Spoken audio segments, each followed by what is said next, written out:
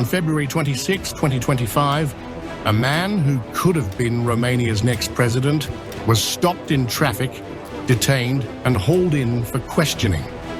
His name, Călin Georgescu, a far-right populist whose meteoric rise shook a nation. His crime, that's still unclear. But for many, this moment wasn't just a news. It was proof that democracy in Europe is crumbling, exactly as US Vice President J.D. Vance had warned.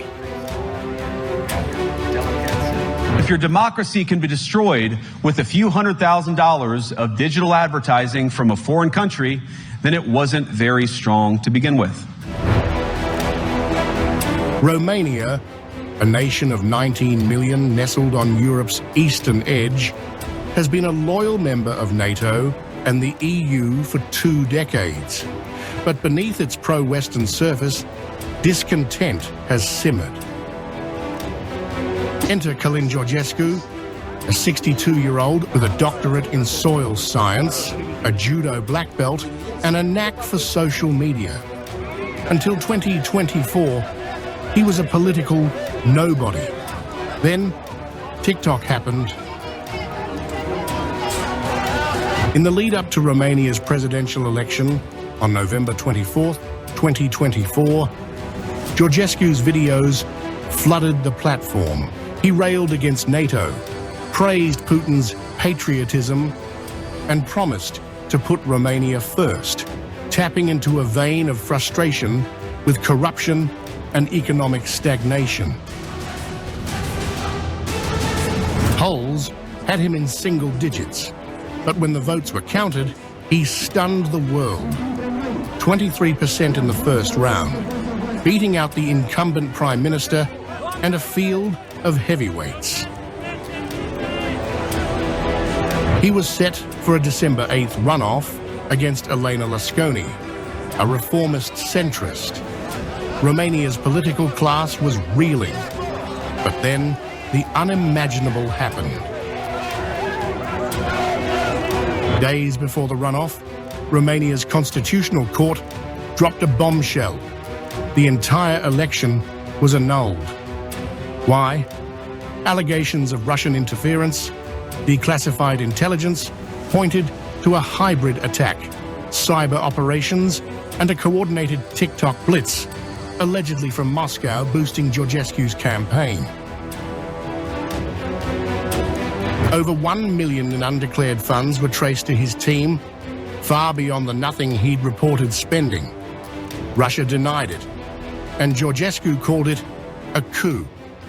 But the court didn't budge. The decision sparked chaos. Thousands protested, waving Romanian flags and chanting Georgescu's name. A new election was set for May 2025, but the damage was done. Romania, a NATO ally bordering Ukraine, looked vulnerable, divided and on edge.